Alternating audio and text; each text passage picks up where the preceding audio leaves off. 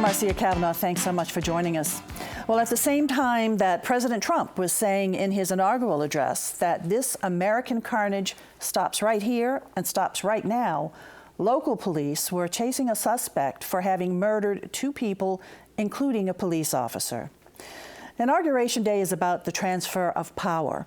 We'll look tonight at where it has trickled down to in Louisiana, as well as some of the key presidential moments in New Orleans history. Locally, we'll examine the latest prospects for the next mayoral race in New Orleans. And our Future Watch segment examines planned changes to the Audubon Park riverfront. Joining us are tonight's Informed Sources. Errol Laborde, producer of Informed Sources, Stephanie Grace, columnist, the New Orleans Advocate, and Don Ostrom, Channel 12's Future Watch reporter. And we're going to go over to Errol first. And there was another shooting on the West Bank, Jefferson Parish. A woman was killed, and a police officer, Oswego police officer, was also killed. Right, and Sheriff Newell Norman had at a press conference, he expressed his frustration, as he would, and said, you know, for all these years I've been sheriff, I've seen all these incidents, and I don't understand it. I don't understand what's happening. I think he does know, because I think we all know. I mean, it's just a whole kind of bag of socioeconomic problems that come in an area in which the demographics are changing. You know, this is the second police officer murder on the West Bank since last summer. If you remember, Officer Michel, who was gunned down after making a traffic stop. And this was an officer who was trying to help someone, and whoever did it kind of snuck up behind him and shot him in the head. And that same person had shot a woman. So there is this violence. Then we saw this McKnight murder a few months ago, and that was a road rage incident. But there's problems on the West Bank. Now there's, you know, the West Bank is really has a lot of different areas to it, and there are some areas that are just wonderful places to be. But it's also very, very diverse. And I was thinking, there's a lot of jurisdictions in the West Bank. Just today, in pursuing someone, like he could have, this particular officer who was killed was part of the Oswego Police Department, but the pursuit would have involved the Jefferson Parish Police Department. We know there was an incident on the bridge that could have involved the Bridge Police, the New Orleans Police, or the State Police. Yeah, and on the West Bank, there's, I think, 4 police jurisdictions in addition to the sheriff's office. Now, is that good or bad? I don't know, but it just kind of shows that there's a lot of jurisdictions out there at a time when your population is changing. So from a police point of view, I can see it as being a difficult place to get a hold of. And plus, it's sprawling. I mean, it's not like compact city blocks. I mean, it's long neighborhoods, and it's long streets and long highways, and it's all stretched out. Just a really tragic situation, of course, the loss of a woman who is a mother, from what I read, and then also the officer, a father, a young man, just all too tragic. And then also, too, as you wrote, Errol, to have heard our new president say in his inaugural address, the carnage stops right here and right now, and then this incident should happen on this day. And the other thing, whenever something like this happens, at some point people start asking about guns and gun regulation, as I'm sure somebody will today. But today is probably, at least for the foreseeable future, the end of the debate in terms of gun regulation, because there is no reason to believe that the new administration will do anything to tighten gun laws. They're talking about moving the opposite direction, right, so I think that's going to be the political fight now. And so that particular debate is probably muted for the foreseeable future. In a case like today, though, it doesn't appear, at least at the early stages, to be a police targeting kind of incident, right. Police carnage. It seems like it's probably a domestic situation where someone's accused of killing his wife and happens to kill the officer who was there to help. Yeah, who stopped because he thought it was a traffic accident, right. Stopping it to responding to a traffic accident. Our sincere condolences to, of course, both of the families, and to the police department, because sure. They feel it like a family. It's such a small department. Yeah. This officer also had a brother at NOPD, so I think the larger police community feel it. Invariably, when you hear about these police officers shot, a lot of times, they tell that they're military veterans, yeah. Which kind of makes it sadder too. I mean, when you think they were in a war and they come back here and get killed, but it's almost a natural progression. I mean, if somebody was in the military, being a police officer is step. usually a good step to take. Right. It's one that I know recruiters like to see, that kind of military Yeah. experience. And as you said, this officer had gone to Afghanistan. He was a Marine. Once again, our sincere condolences. And on this day, it's a day in history, United States history, we have a new president. We have the Trump administration. And so President Donald J. Trump. Donald John Trump. That's right. That's what the J is for. That's right. How is President Trump going to look at Louisiana? How will Louisiana benefit from the Trump administration? How will it hopefully benefit, Hopefully I think. benefit. Well, the first thing you always look at is who's around the president. And in this case, there's really nobody in a close inner circle who would have a direct local tie. But if you kind of draw the circle a little more widely, you can start to see some connections that might be beneficial. Vice President Mike Pence has a relationship with Steve Scalise, the congressman, the majority whip, going back to when they were in Congress together. They're kind of very much in tune philosophically. There are, Reince Priebus, the chief of staff and former head of the Republican National Committee, has a longstanding relationship with Roger Villeray, who is the longstanding head of the Louisiana Republican Party. Things like that. I think that's what we're going to see. It's not going to be. I remember when George Bush was elected, that his college roommate was from here, or a close friend from college, Donald Ensenat. There's nobody like that, but there are, there's some there are people to watch. And there are people to watch on both sides, on the kind of, friendly to Trump and not so friendly to Trump side. I think one of the things that will be interesting on the kind of loyal opposition side is you have Cedric Richmond, who has just become the head of the Congressional Black Caucus. And he made a little bit of news because he went to the inauguration, which was a statement for a Democratic, especially an African-American Democrat in this at this time, because a number of people in the Black Caucus and other Democrats boycotted the ceremony after Donald Trump got into this spat with John Lewis, the civil rights icon. And Cedric Richmond kind of held back, and he only announced the day before the inauguration that he would go, and he put out a very strongly worded statement explaining his reasoning. And he said it's not an endorsement of Donald Trump and his policies and his rhetoric. It's partly to honor Barack Obama and to honor the tradition of peaceful transition of power, and to remind the new president that we're here too, basically, and almost to look him in the eye. So that's the way he approached it. And I saw an interview with him that he did with Rachel Maddow. This was probably over the weekend, or maybe the end of last week, where he said as a leader of the Black Caucus, he felt that in that leadership position, he really needed to be there. I think that's true. And I think probably if it were just him, I think he probably would have come down on the other side. So this is really the first move he's made in this leadership position that he's now in, and it's going to be interesting to watch. I think a lot of people need to remember that it's not Donald J. Trump. It is the 45th president of the United States of America, and it's the office of the president more than it is just the one man. Right. And it always has been that way. So people go to the galas, and they go to the ball, and they go to all the different events to honor the presidency of the country and the tradition there, not always the man or the person. But that's going to be the tricky thing for a lot of people to maneuver at this point. How do you honor the office, the presidency, without lining up and saying, I'm here for him, I'm here for him. Exactly, if you have some very real differences and very real complaints. Well, let's talk about some other issues, too, that are before us. Of course, it's the Affordable Care Act. And we see our Senator Cassidy is just sort of taking That's going to be interesting, too. So Bill Cassidy's also moving into a new role. He has been the junior senator for 2 years now. He's suddenly the senior senator. And he's not someone who has ever really stepped out in front on any big issue or really stepped away from the Republican mainstream. I think he's going to be very interesting to watch on healthcare for a couple of reasons. One is that he is a physician. He's a former charity hospital physician in Baton Rouge, so he kind of knows the system, and he knows when we talk about Medicaid expansion, he knows that population. But he's an opponent of the Affordable Care Act, but he, in the early debate over this repeal and replace idea, he has pushed back a little bit on the idea of repealing now and then coming up with a replacement later. He's never really done anything like that before, so I thought it was interesting. He signed up to sponsor an amendment with a number of the more moderate senators, people who, two female moderate Republican senators who are Planned Parenthood supporters, Rob Portman from Ohio, whose governor, John Kasich, is pushing very hard to keep the Medicaid expansion that would be eliminated.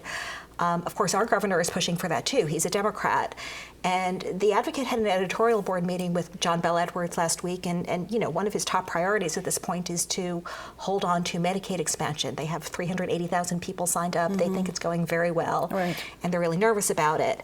And he said, we're in regular contact with Senator Cassidy's office, and I think we're working well together on this. So I think it's going to be interesting for someone who is an Affordable Care Act opponent who has his own plan that he'd like to introduce, but is maybe going to push back on the harder-edged proposals on this front. So, and he's also on the Finance Committee now, which is going to be one of the key committees. That is. And then the two other quick areas I want you to touch on quickly. Flood relief for our flood victims, and then also coastal restoration. Having Republican government now, is that going to help us? Well, two things. We've gotten two pots of money. They've both been called down payments for flood relief. Certainly the governor and the delegation are hoping for more. The governor said something interesting about that during the last editorial board meeting. He said, he thinks Congress wants to help out. He thinks it actually helps that a lot of other states have had flooding too, because there's kind of a big... Superstorm Sandy helped our region a whole lot. Exactly, and even some of the more recent flooding, there's a coalition of states wanting this. One thing that he's a little optimistic about is interesting. He's a Democrat. He's looking at this all-Republican government. He's saying he thinks it might help that they're possibly going to start passing budgets again, because to date they've been, the Republicans in Congress have been passing these incremental budgets and doling a little out for flood relief. But, in a real budget is where you'd get a real appropriation, a real pot of money. So he has his fingers crossed on that. So the relief is needed. And then quickly on and then coastal restoration. I think there is some optimism because President Trump is talking about a big infrastructure program, and certainly coastal restoration would fit in that. The details nobody knows yet, so it's very early. Okay, Steph, thanks a lot. Let's go over to Dawn right now. And changes in the Audubon Riverfront, what exactly does that mean? If you've been up around the Butterfly, either for sporting events or play or fishing or whatever, or behind Children's Hospital, you've seen construction and you've been detoured in the downriver exit from the Butterfly. All of that is part of the Carrollton Floodgate project, which, get this, is part of work, not this specific project, but part of work that was authorized by the Mississippi River and Tributaries Project, authorized by the 1928 Federal Flood Control Act. 1928. After the big flood. So this particular project wasn't designed, authorized then. This one, the construction started just in late 2016. It's supposed to wrap up this fall of 2017. And the overall goal is to prevent seeping and overtopping along the Mississippi River levee area. This is a 65-foot stretch from the downriver exit area of the Audubon Butterfly. So if you go up behind the zoo and around the Butterfly, and then you're coming back down over the train tracks, from there where you go down over the train tracks to the Children's Hospital parking lot, employee parking lot in the back of the hospital. It's a 65-foot stretch where a flood wall instead of earthen levee will be built. Flood wall and floodgate, 20-foot floodgate. And they have to put the gate there instead of just earthen levee there because of the New Orleans Public Belt Railroad and needing access to the railroad. So it's a small project. It's a $1.5 million project that will be wrapped up quickly, but the construction alone, it's cut off a lot of parking at the Fly. It's got traffic kind of diverting almost into the grass to go back down across the train tracks to get out. There will be some traffic stoppages. It will never. When I originally heard about this project, we were told that there might be closure, full-on closure there, and having two-way traffic in and out of the Butterfly, which on a Saturday when kids are playing sports would be a complete nightmare. That's never going to happen. There will be times where traffic is stopped for a while. There are times when traffic stopped for a while right now if a train stops there. So it won't be awful, but it will be slow going. Parking will be limited, and it will not be wrapped up until this fall. Okay, so when does it get started? It is started now. It is starting now, and traffic is already diverted. It's hard to estimate how much flood control improvement there would be because, again, this is preventing seepage and overtopping of the river. It's not storm protection type stuff. This is river disaster type stuff, which, they open the spillway if the river's too high. There are a lot of other diversions before you get to that point in the river, but it's supposed to be 500-year protection if there's any way to quantify it. There's a gate on the other side. There is a gate on the other side. So now there will be gates on both sides. Okay. Yes. All right, Don. So if you see all that construction or hear all that construction, it's just supposed to keep you safer on the east bank of the Mississippi River. And A couple of anticipate years ago, some when they had delays. those high waters, that the Fly became a great place to go and see the high water. Right. Well, It's like a big space, and you can watch it. And you can, even last spring, it was very, very high. there's You some could people that were reach down actually, and touch it. yeah, they were dangling their feet in the high waters. How close it came. Now it's very, very low. So no closure, but you could face some delays over there. Absolutely, and you all might the have trouble soccer parking. team, You might want to baseball will- carpool. Yeah, okay, all right. Uber. Thanks a lot. Let's go over now, back over to Stephanie, actually. Yeah. And we are going to be facing a race for mayor of New Orleans, Right. and people are starting to toss their names maybe into Very, that. very slowly. It's interesting because it's an open seat. We've all known it would be an open seat for a long time. And, often you have people lining up and campaigning for a year, a long time, and we're really not seeing that this time. I think, there's a pool of names that people are talking about. A lot of them are sitting back and waiting and deciding, and then others are waiting to see what they do. And so it's interesting. You're seeing some, there are some fundraisers for people with big sponsors. John Bell Edwards, Cedric Richmond have. The two of them sponsored a fundraiser that got a lot of people's attention for J.P. Morrell last fall, and it had a list of sponsors that really spanned the whole, universe of political players from different industries and parts of the city. And it was a statement. It basically says, it was a show of strength. So a show of strength for what? Is he going to run for mayor? This is a guy who is term limited. He has 3 more years, but he can't run for re-election in the Senate. He's young. He's definitely an up-and-comer. But we don't know. We don't know if he'll run for mayor. This coming week, the governor is hosting a fundraiser for Karen Carter Peterson, another state senator, chair of the Louisiana Democratic Party, definitely Democrat, and we don't know about her either. She has run for Congress before. She actually could run for re-election. Right now, we have LaToya Cantrell from the City Council, who looks like she will go. She's pretty much said that she plans to run, although she has not announced. There's been a billboard There's a with billboard her that name, her right? campaign actually disavows. They said they didn't do it, but somebody who likes her did. And it just says LaToya. It says LaToya. There is it. only one. So Michael Bagneris, who ran against Mitch Landrieu, the former judge, he's talking about running. Beyond that, there are just a lot of question marks. There's Jason Williams is a big one. Jason Williams, the at-large city councilman, is possibly going to run for mayor. He might run for re-election, and he's, that's a big player to either be in the field or out. And, there are also people who, if he runs for mayor and doesn't run for at-large, there are a lot of people who'd like to run for that seat. Right. So there's kind of a whole stack of dominoes lining up behind him. Walt Leger. Walt Leger is looking, the state rep. He was John Bell Edwards' choice to be Speaker of the House. He didn't get that because of this kind of political fight, but he's very well regarded. Sidney Torres is out there, the trash man, who is, again, he can sit back and wait. He has his own money.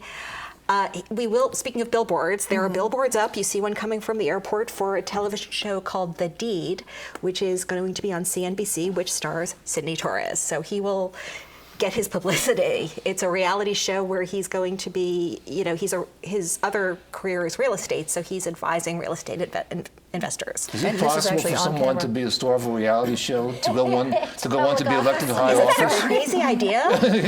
I don't know. We'll find out, won't we? The other thing that's interesting about Sydney is there is another show, a network show, I believe it's Fox, that's starting in February. It's called APB. It takes place in Chicago. But it is based on the Sidney Torres story. It's based on, when he set up that French Quarter, that the app basically. Yeah.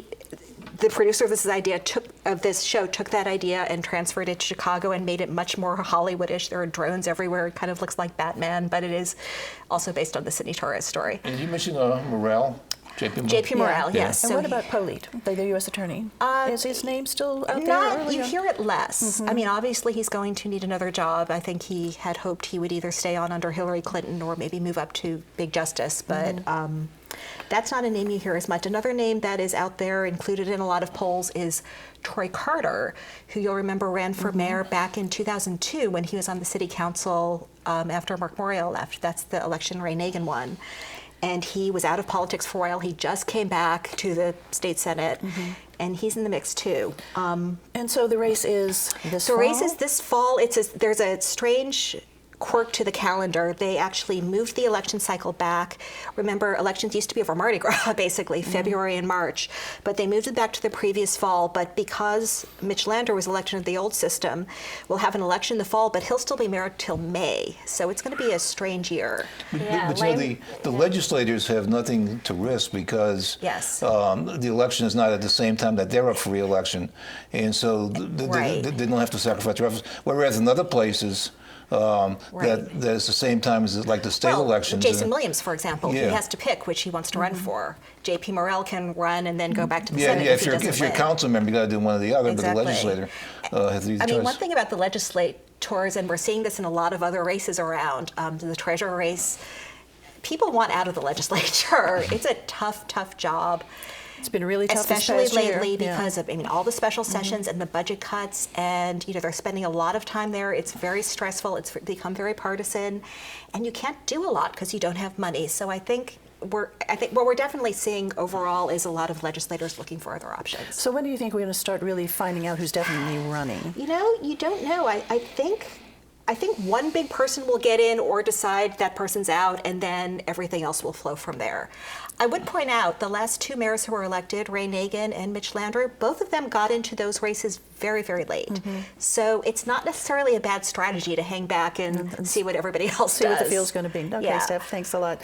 Well, let's talk about presidents and New Orleans. Yeah, we'll have a sort of unscientific list here, but just a list of presidents, not all of them, but who some way has some kind of anecdote related to New Orleans, and probably all of them did at some point or the other, but especially, I guess, the more contemporary ones, but some of the early ones too. So, and I know I skipped some that, there's a story, but you just can't do them all. But first on my list, though, was George H.W. Bush, Pappy Bush, because he's the only president who was nominated in New Orleans. There's been one nominating convention, and he was nominated. Ronald Reagan was the incumbent. He came in for that. And it was in the Superdome that he made the famous line, "Read my lips, no new taxes." That was spoken in the Superdome, and it was at the stage at Riverwalk where he nominated Dan Quayle to be his vice presidential candidate, which is probably, I think he even admitted, he kind of got his campaign off to a bad start. But anyway, Bush. Gerald Ford wasn't president very long, but there was a speech at Tulane University. If you look up Gerald Ford and you look up important speeches, one of them they mention is Tulane University, because that's where he really essentially declared the war in Vietnam over. He said, the United States is finished with war. It is over. It was really a major, major speech that he made. It was at a commencement exercise at Tulane, and it's a very important moment. Lyndon Johnson, well, he was president during the time that Betsy hit. And unlike George Bush, the son, who flew over and had a picture taken, Johnson came down by helicopter and he promised we're going to turn to all the federal government, to help. And of course, everybody was Democrats then. Congress was Democrats, all the local government, and so there wasn't any fighting back and forth between parties. And so he was really able to turn things around as far as federal help.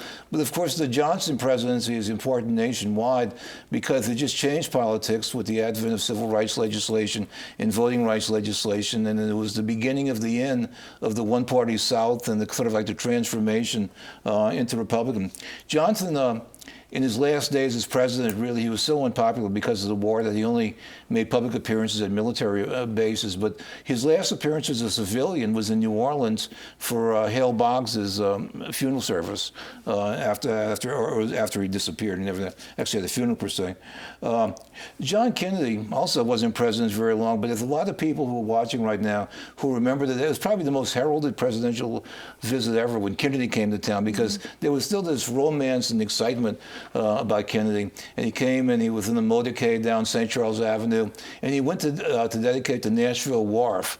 And it was a big deal. And like all the school kids got off that day, and they were allowed to line and see. And there was Kennedy with his famous. I mean, back then, presidents still rode in open-air limousines with his famous wave and stuff. Just a quick personal note there. They drove the motorcade, on the way back to the airport down Airline, what was that called? Highway. I grew up in that area, and they kept us out of school. We were there on the edge of on the roadway, and got to see him right in front of us. He stopped and waved at all those cute little girls standing there. Yeah. Well, supposedly he'd asked, "Where's this girl named Marcia?" Okay, that's a little known.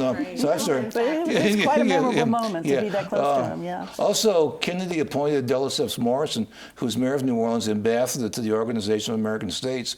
Morrison, at the time, there weren't the term limits at the time, was in his fourth term as mayor, and so that really ended the long legacy for Morrison as mayor. Franklin Roosevelt was an important mayor for every city, president for every city around the country. But a real impact was the whole Work Progress Administration, WPA, which did a lot of work with the whole rebuilding of the lakefront.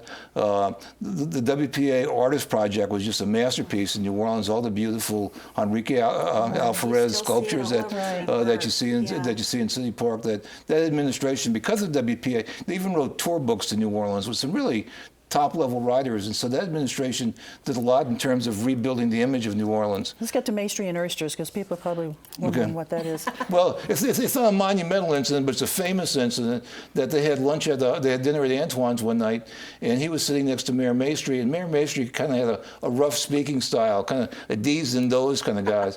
And so they coached Mayor Maestri, because he's going to be next to Roosevelt. He says, "Mayor, say as little as possible as you can. Please say as little as possible."